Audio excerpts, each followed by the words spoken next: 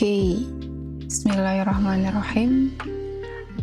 Assalamualaikum warahmatullahi wabarakatuh. Selamat datang di semester 2. Kali ini bertemu di fisika dasar 2 atau fisika lanjut. Kalau semester 1 kemarin dapat fisika dasar, nah sekarang fisika dasar 2 atau fisika lanjut di program studi teknik mesin. Sebelumnya, perkenalkan, nama saya Siti Zulaihah, biasa dipanggil Izul, baru di teknik mesin. Di sini saya dapat tugas gitu ya untuk diskusi dengan kalian terkait fisika lanjut di program studi teknik mesin. Sebelumnya nanti sistem kuliah online ini nanti videonya insya Allah akan diupload di YouTube. Jadi kalau misalkan kalian nge-recallnya gampang, misalkan ada sesuatu yang missing gitu, kurang memahami kah? Ya harap dimaklumi. Ini waktunya berjalan dari saat saya setting open si OBS ini, open broadcast OBS system itu. Kalau untuk perkenalan, saya kira nama saya dari Purbalingga, nama udah, terus apa lagi, kalau di teknik mesin itu peminatannya gitu. Kalau saya lebih ke material, tapi di bagian desain komputasinya. Jadi untuk kalian yang minat ngedesain material secara komputasi, tentunya berdasarkan prinsip fisis gitu, itu bisa diskusi dengan saya. Insya Allah saya available di ruangan teknik mesin ya, di lantai 4 kah? Nah, sekarang di lantai 4 di Fakultas Teknik dan Sains. Untuk kontak personnya harusnya ada nanti di grup WA lah ya, insya Allah nanti saya gabung. Untuk kenalannya nanti setelah video ini selesai, artinya penjelasan selesai, nanti kita adakan Google Meet untuk diskusinya. Tapi untuk penjelasannya insya Allah saya taruh di sini dan udah saya bikin catatan. Aku tampilin dulu. Oh ya, untuk kuliahnya kalau dengan saya itu fleksibel sih gitu. Jadi kalau absensi biasa di on class, karena saya belum memiliki akses untuk ke on class, jadi nanti saya bikinkan draft presensi pakai Excel aja lah. Sama Google Meet itu ini ya, saya usahakan Google Meet itu untuk diskusi aja, kuliahnya penjelasan lewat video. Apalagi saya coba tampilkan screen-nya ya. Nih, fisika dasar 2 atau fisika lanjutan di program studi teknik mesin. Ini sekilas terkait, ini kan kuliah pertama. Kalau kuliah pertama itu biasanya pendahuluan, perkenalan, kontrak pembelajaran gitu. Itu fisika dasar 2 atau fisika lanjutan itu bobotnya 2 SKS, ada di semester 2, per SKS itu 50 menit, jadi aku pasang di timernya ini sekitar 50 menit dari saya buka OBS tuh.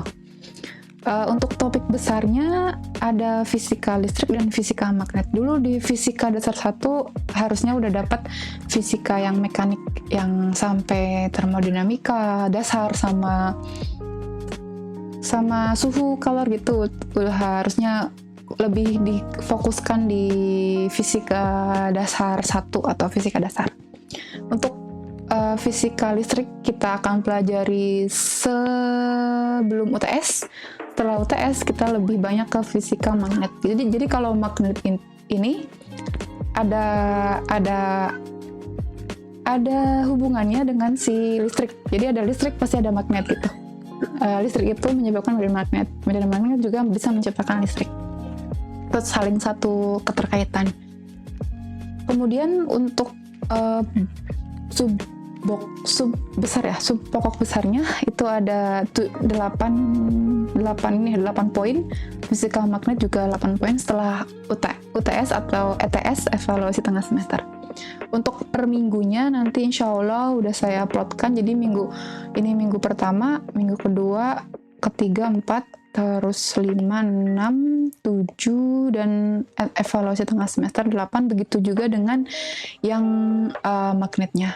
Jadi kalian bisa baca sendiri. Ini insya Allah udah aku share, atau kalau belum dapat materinya ini nanti bisa hubungi saya.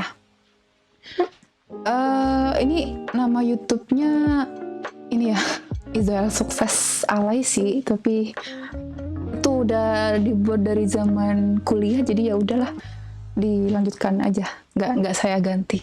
Itu nanti kalian bisa cari. Insya Allah hari Senin udah terupload sih, tergantung lagi kecepatan internet yang ada di lingkunganku gitu. Untuk elektrostatistik ada gaya Coulomb, medan listrik, sama kalau untuk magnetostatik ada gaya Lorentz sama lintasan partikel dalam medan magnet. Nanti kita pelajari insya Allah satu persatu ke depannya. Ini bisa dibaca ya. Untuk evaluasi tengah semester sama evaluasi akhir semester UAS biasanya ini bukan Sinerba, dilakukan online ya, di OnClass namanya, OnClass gitu. Terus untuk saya nggak ada remedi atau perbaikan, jadi ya udah gitu, nilainya dapat dari tugas, terus PR tugas ya, PJBL, nanti ada PJBL sama ujian ETS sama EAS. Kalau untuk tugas PJBL atau project based learning nanti kita coba pikirkan lagi. Pada dasarnya tuh kalau project based learning atau case based learning itu, jadi mahasiswa tuh dapat satu masalah terkait mata kuliah yang ada di materi yang ada di mata kuliah, tapi ditemukan fenomenanya itu langsung ke kehidupan sehari-hari gitu loh. Jadi ada masalah, problem, terus bagaimana cara si mahasiswa menyelesaikannya itu namanya project based learning. Biasanya poinnya tuh gede kalau project based learning, cuman untuk bobot penilaiannya biasanya didiskusikan dengan kalian di kelas gitu sebelum pas kontrak perkuliahan. Tapi ada juga di beberapa universitas yang udah mematok harga dari si bobot penilaiannya ini, UTS berapa, UAS berapa, PJB berapa, dan seterusnya. Tapi ini belum, saya perlu diskusi dulu dengan kaprodi mesin atau teman dosen di mesin terkait bobot penilaiannya. Saya belum lupa. Untuk ujiannya bersifat online ya. Nanti kita pikirkan apakah open internet atau bisa Google Meet, terus kita langsung kayak Zoom gitu sistemnya, saya awasi lewat online gitu. Untuk pengumpulan tugasnya semua ada di OnClass. Karena saya belum bisa OnClass, jadi nanti lebih lanjut pemberitahuannya. Kalau ini RPS secara umum atau bagan pemetaan CPL perkuliahan fisika lanjut setiap pertemuan. Jadi ini CPL atau capaian pembelajaran per minggu. Jadi misalkan nih minggu pertama kita akan belajar tentang medan listrik sama hukum Coulomb. Jadi maksud tuh cukup 2 poin. Dari habis kuliah ini diharapkan mahasiswa dapat memahami lah, at least ya, memahami dan bisa menyelesaikan atau tahu gitu terkait elektrostatistik untuk medan listrik dan gaya Coulomb gitu. Seterusnya cara bacanya tuh dari sini, minggu pertama, kedua, ketiga, keempat, 5, 6, 7 ujian. Terus lagi habis ujian 1 minggu pertama setelah ujian UTS 2, 3, 4, 5, 6, 7 dan selesai gitu. Jadi nanti selama 14 kali 14 tambah 2 kali pertemuan, 16 kali pertemuan, insya Allah ketemu dengan saya. Kalau misalkan kalian mau janjian dengan saya, bisa diberitahukan lewat WA dulu atau chat dulu gitu. Nanti misalkan kalian mau diskusi atau apa gitu, saya insya Allah welcome sih. Oke, untuk semester 2 ini kelas fisika ada di hari Senin. Hari ini selamat siang, malam, selamat siang, sore, malam, pagi, karena ini nanti akan diupload di YouTube.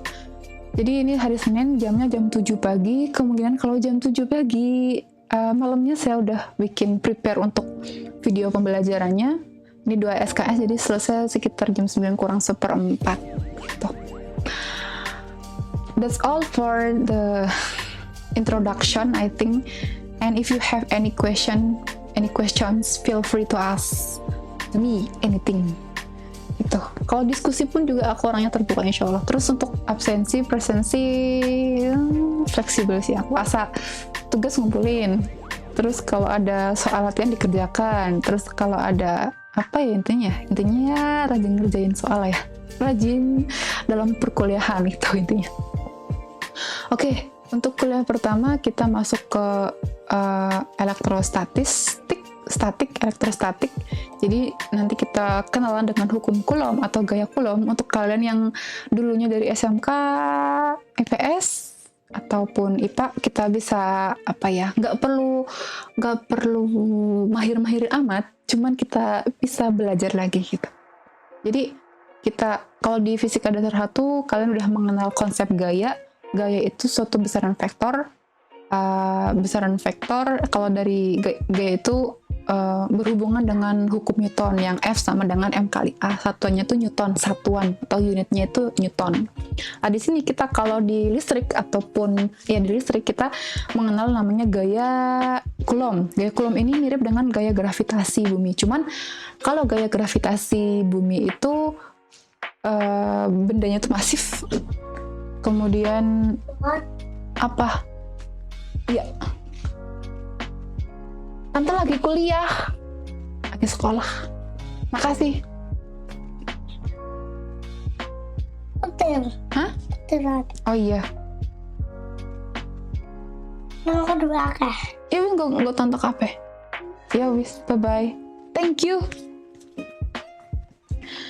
Terus kalau dalam fisika listrik itu adanya gaya Coulomb mirip, nanti persamaannya sama. Gaya yang terjadi akibat adanya interaksi antara dua muatan. Kalau gaya Coulomb itu berarti harus minimal ada interaksi dua partikel. Partikel ini bermuatan, bukan partikel netral kah? Iya, bisa. Terus kalau gaya Coulomb bisa disebut juga gaya listrik. Ini berhubungan dengan yang seperti kita tahu ada muatan itu bersifat positif ataupun negatif. Bermuatan negatif sama positif. Elektron itu bermuatan negatif, proton itu bermuatan positif. Kalau neutron itu bermuatan netral, dia nggak bermuatan. Jadi harus ada gaya ini ya, dua interaksi minimal. Kalau misalkan ini proton positif-positif, dia akan tolak-menolakan. Kalau negatif-negatif juga dia akan tolak-menolak. Nah, biasanya kalau muatan itu disimbolkan dengan Q. Q1, Q2. Ini kalau ada misalkan positif Q sama Q1, Q2, dia gayanya akan tolak-menolak. Artinya dia ke sana, ke kiri saya, terus ini juga ke kanan. Jadi gayanya tolak-menolak. Jaraknya tuh R disimbolkan. Nah, kalau ini tarik-menarik berarti dia negatif sama positif biasa ya. Jadi gaya antara partikel 1 dengan 2 itu akan sama dengan gaya antara partikel 2 karena 1. Gaya ke-1 akibat kedua atau gaya kedua akibat ke-1 itu sama aja. Ini rumusnya itu suatu konstanta, karena sama dengan pasti ada konstanta di sini. Terus besarnya Q1 muatan 1 dikalikan besarnya muatan Q2 per jarak kuadrat, dimana K itu rumusnya 4pi per epsilon 0. Baterainya tong ya bisa pakai G. 4pi per epsilon 0. Jadi epsilon 0 itu harganya ada ini 8 kali 85 kali 10⁻12 Coulomb kuadrat per Newton meter square. Jadi rumus untuk rumus formal gaya Coulomb itu, kalau gaya kan vektor. Vektor itu berarti ada apanya sih atasnya, kayak panah atas. Itu K Q1 Q2 per R12 kuadrat. Karena gaya berarti harus ada unitnya. Unitnya itu vektor satuan, namanya R-topi. R-topi antara jarak antara muatan 1 ke muatan 2. Di mana muatan 1 itu besarnya itu akan sama dengan muatan 2, tapi gayanya itu ada yang searah, ada yang berlawanan gitu. Nanti kita lihat. Contoh. Baterainya entong permen ya. Chargernya dengan dia. Contoh, dua muatan titik plus Q1 muatannya positif Q dan negatif 2Q. Q masing-masing terletak pada koordinat A, 2A. Berarti A, 2A berarti X berarti Y-nya 2A. X-nya A, Y-nya 2A gitu. Dan 4A, 3A berarti ini X, Y ya. Di dalam bidang XY. Kita gambarkan, tentukan vektor gaya Coulomb yang dialami oleh muatan plus Q. Jadi ada ini, kalau digambar di grafik Cartesius, ya sumbu Y, sumbu X. Kita pakai skalanya A, 2A, 3A, 4A, dan seterusnya. Kalau ini juga ya A, 2A, 3A, seterusnya. Ini kan Q1 terletak di A, 2A. Q1 A, 2A. Berarti pertemuannya tuh di sini, titik ini. Kemudian yang Q2 dia 4A, 3A. Berarti di sini. Ini harganya positif, ini harganya negatif. Jaraknya berarti jarak relatif Q1 sama Q2 itu R12. Nah, kalau udah dilihat dari titik nolnya, titik nol, kita biasanya mengukur titik nol. Berarti ini R1 itu jarak plus Q1 terhadap original. R2 berarti dia jarak Q2 terhadap original. Nah, nanti besarnya R1, mencari R1 itu A ke arah I. A ke arah I ditambah 2A ke arah J. Ditambah 2A ke arah J. Berarti ini X itu satuannya itu I-topi, Y itu satuannya J-topi. Ingat lagi vektor, semoga udah dapet vektor di fisika dasar yang terkait posisi perpindahan, laju, kecepatan, percepatan, dan seterusnya. Udah dapet R1, R2, terus R1 terhadap R2 atau jarak antara Q1 dan Q2 berarti R1 min R2. Berarti ini tinggal dikurangkan ya. 1 dikurangi 4 itu min 3, 2 dikurangi 3 itu min 1. Arahnya ke I sama ke J. Besarnya berarti kita pakai rumus Pythagoras, harga mutlak berarti minus ininya aja yang menempel di vektor unit satuan ditambah ini. Berarti min 3A kuadrat plus minus A kuadrat. Hasilnya A akar 10. Jadi jarak antara Q1 sama Q2 atau ini itu harganya adalah A akar 10. Ini kita recall lagi ya. Jadi vektor satuan itu vektornya dibagi besar vektornya. Ini vektor satuan sama dengan vektornya dibagi besar satuan. Nah, ini udah dapat R12.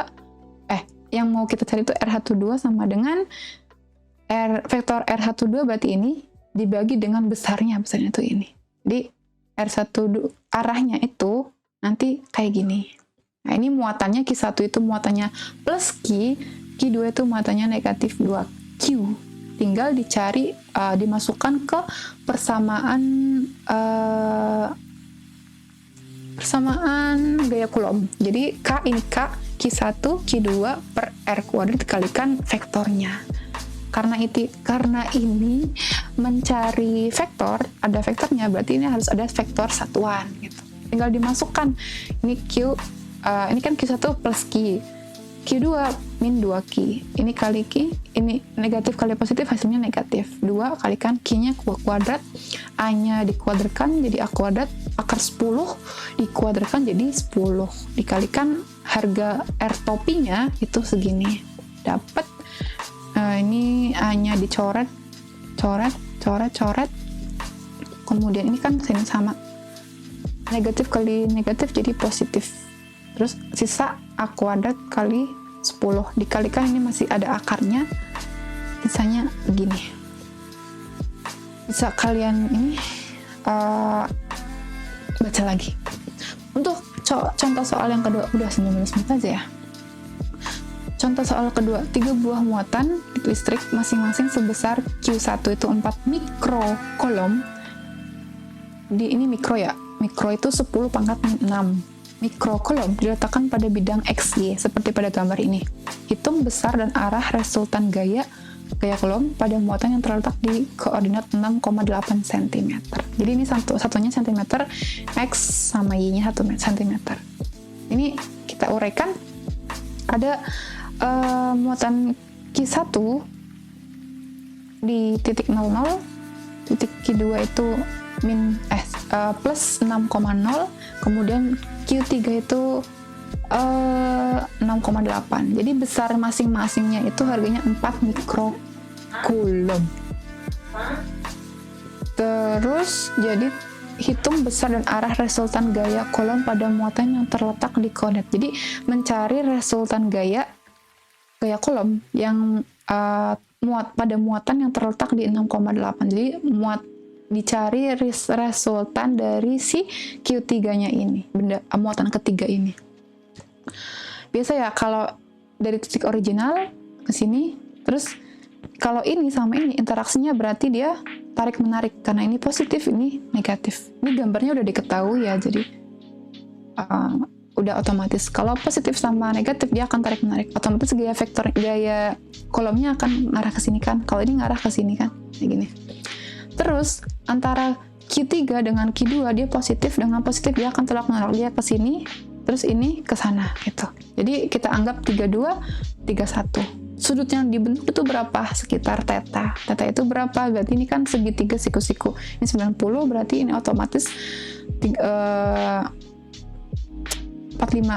ya. Kita ini zoom in ke sini. Jadi F32 sama F31.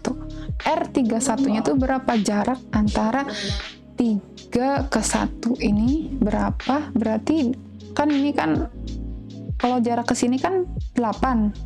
Jarak ini ke sini 6. Jadi otomatis kalau ini 6, 8 berarti di sininya 10. Ini Pythagoras. R31 itu 10. Terus kita masukkan ke hukum Coulomb Q1, Q3, Q2. Ini susah ya kalau recording uploadnya lama. Mending streaming ya. Cuman streaming internetnya lagi ngedown ya di rumah. Kalau di kampus bisa jadi, cuman peralatannya udah PW di sini. Kalau dilihat terlalu cepat bisa di playbacknya kan ada yang normal, terus ada yang pelan sekali sama cepat sekali kan. Itu bisa diatur kalau di YouTube. Nanti semoga bisa lah di YouTube. Oke, lanjut. Capek ya? Ini tinggal dimasukkan aja. Q3 sama Q2 berarti ini cari vektor 32. Kakek. Terus ini dimasukkan harganya, jangan lupa harga negatif sama positifnya. K-nya itu 9 kali 10 pangkat 9 Newton meter kuadrat per coulomb kuadrat. Besarnya Q itu min 4 mikrocoulomb dikalikan 4 mikrocoulomb. Ini harusnya ada Q3 sama Q2. Q3 sama Q2 positif ya. Ini salah nih, harusnya nih positif. Ini tinggal dimasukkan ya. Kalau bingung baca lagi coba. Ini meter coret-coret. Kan satunya tadi senti, dibikin meter berarti 10⁻², dikuadratkan jadinya 10⁻4. Kalau pangkat negatif di bawah tuh naik jadi positif gitu kan. Ini tinggal dapatnya berarti ini untuk F besar dari 32, F32 itu 22,5 Newton. Terus cari F31, kan tujuannya mencari F32 sama F31. Gaya yang dialami oleh muatan ketiga. Jadi mencari itu dulu harganya. Sama ini dapatnya tinggal dimasukkan harganya 14,4 Newton. Terus setelah dapat F32 sama F31 ini F31 kita uraikan, kita proyeksikan karena ini kan miring gitu. Ini berarti bergantung pada theta Kalau samping sudut namanya cos, kalau depan sudut namanya sin gitu. Ini sin theta, cos theta. Untuk proyeksi vektor berarti F31 itu perlu diproyeksikan karena dia ngarahnya ke sini kan. Jadi kalau F32 dia nggak perlu karena dia udah ke arah sumbu Y sendiri. Kalau F31 dia diproyeksikan ada di F31Y, F31X. Harganya tinggal dikalikan cos atau sinus aja, tergantung arahnya. Dapat F31X, F31Y harganya segini. Jadi resultan ke arah Y, berarti yang ke arah Y mana? Ada F32, F31. Ya kan? F32, F31Y. Dijumlahkan dapatnya 10,98 Newton. Kalau ke arah X berarti cuma ini ada gaya ini aja, min 8,6. Resultan gaya atau besar gaya berarti dia pakai rumus Pythagoras. Jadi harga ini dikuadratkan ditambah harga ini kuadrat, dapat sekitar resultan gaya yang dialami oleh muatan benda ketiga adalah 13,97 Newton. Ini untuk arahnya gitu, resultannya tuh kemana dia membentuk sudut 128,22 degree. Pakainya tangan ya, biasa semua sin tangannya kosong, ini matematika lagi. That's all for the column force atau gaya kolom. Kita akan ngomongnya cepet banget aku ya, 26 minutes already, so feel free to if you have any question. Kalau ada pertanyaan boleh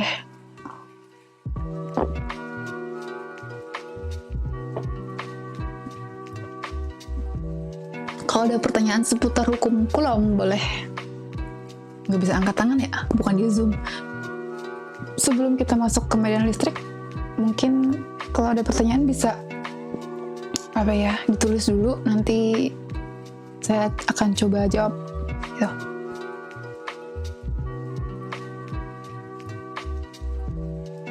Sebenarnya kalau ngajar di kelas nggak secepat ini sih. Cuma ini karena nggak ada interaksi, jadi saya ngomong terus gitu. Ya gitulah, namanya aja kuliah.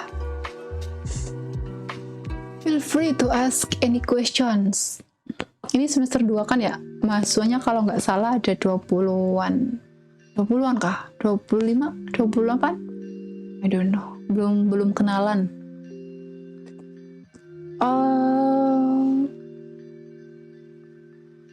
Itu untuk gaya kolom saya lanjutkan ya. Kita ke medan listrik.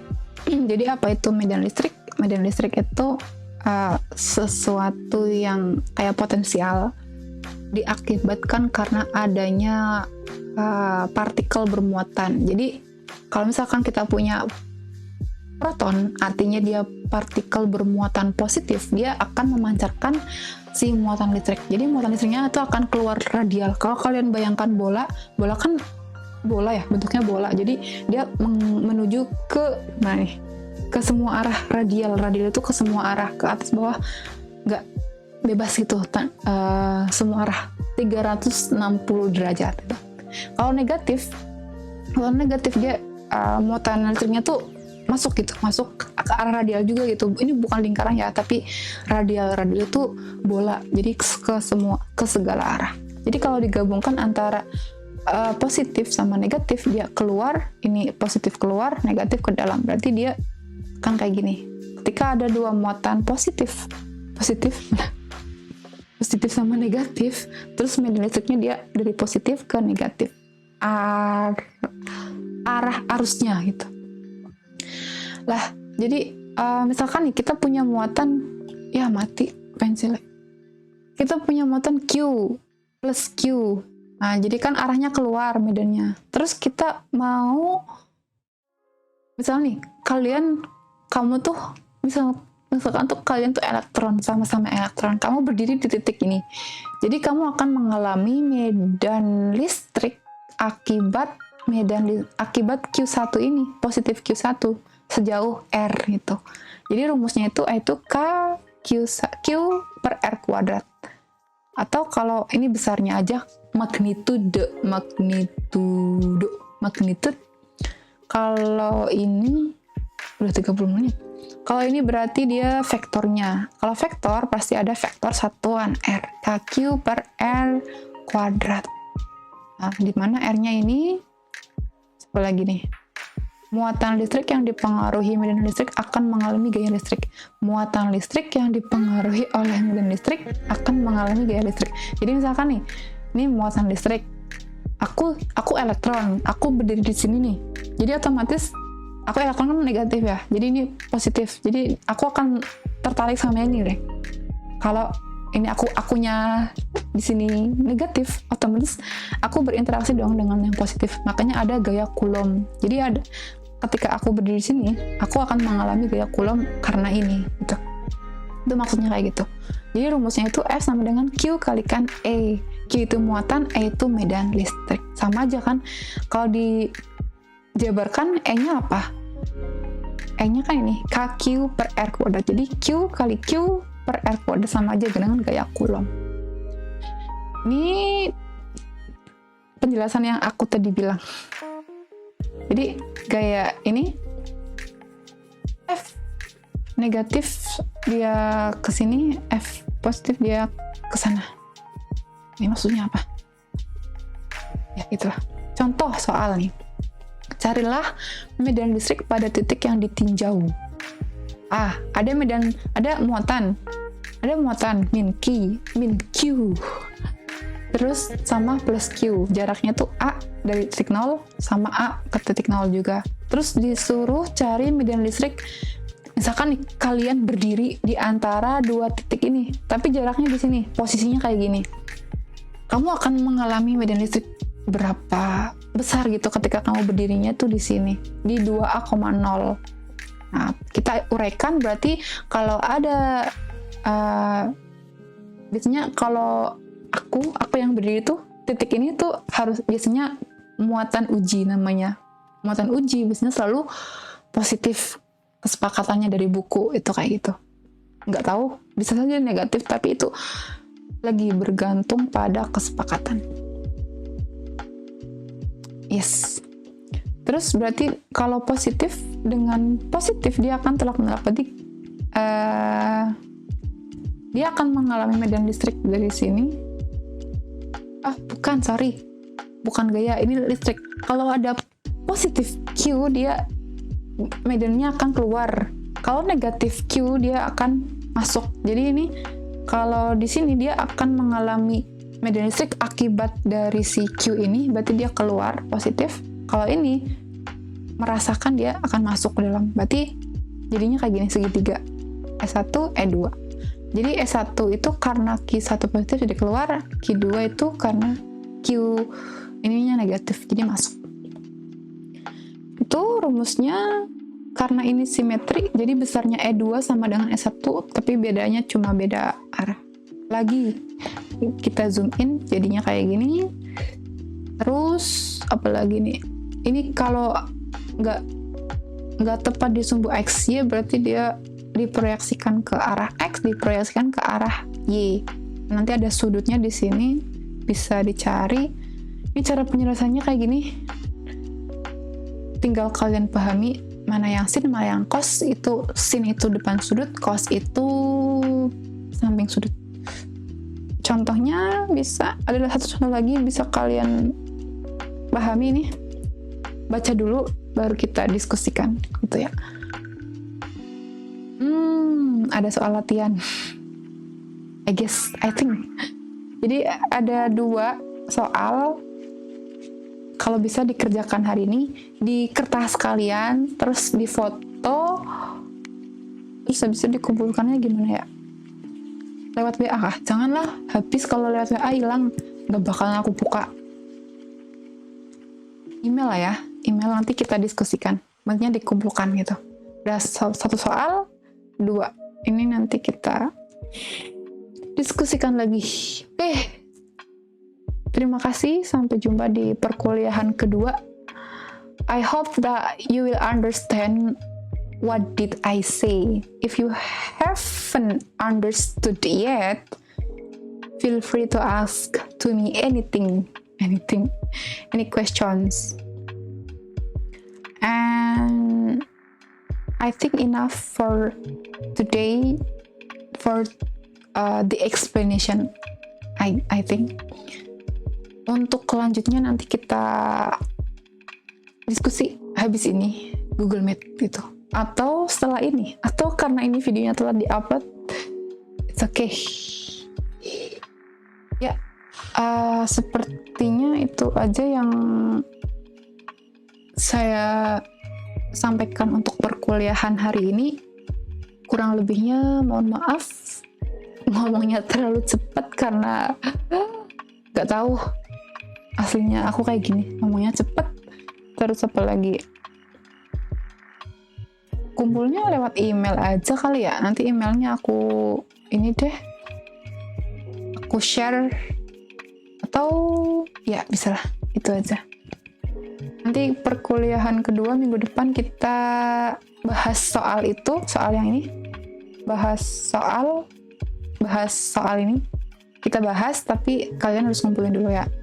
Setelah itu insya Allah minggu kedua kita menghitung distribusi muatan kontinu dan dipol listrik serta aplikasinya dalam ilmu keteknikan. Kalau aplikasinya masih jauh, jadi mungkin penjelasan dipol listrik sama distribusi muatan kontinu aja. Lagi, fisika itu semuanya matematika. Fisika itu toolsnya adalah matematika, jadi harapannya kalian udah hatam matematika dasar, at least kalkulus sama turunan integral, kemudian matematika dasar, matematika teknik 1 atau matematika teknik aja, teknik dasar, itu kalian udah sekilas lah ya terkait samaan diferensial turunan kah? Ya, itulah pokoknya. Tapi kalkulus saja udah cukup sih sebenarnya. Kalkulus atau matematika dasar cukup sih untuk sebagai tools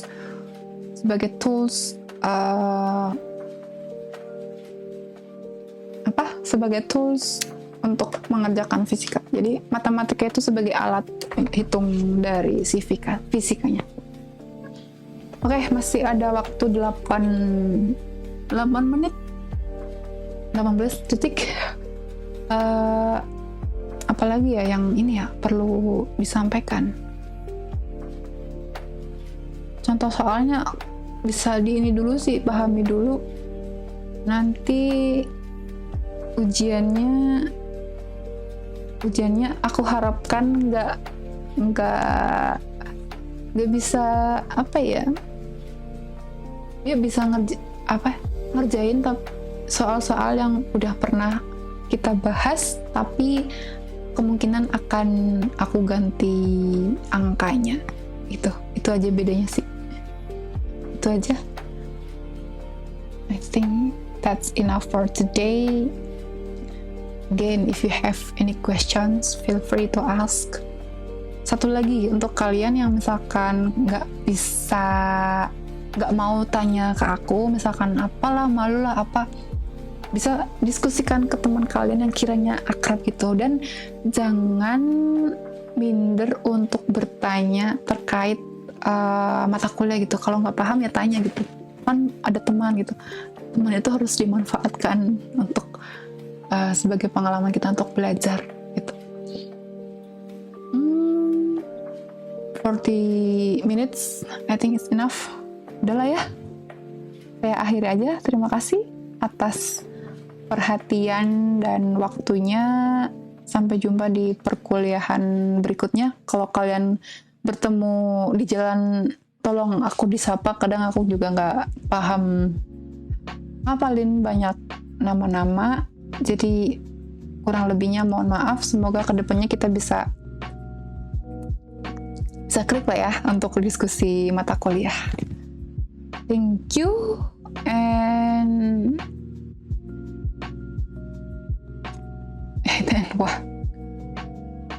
otsukare-sama desu. Arigatou gozaimashita. Thank you very much and wassalamualaikum warahmatullahi wabarakatuh. Ya, kita stop streaming. 3, 2, 1, 40 minutes. Yes. finish.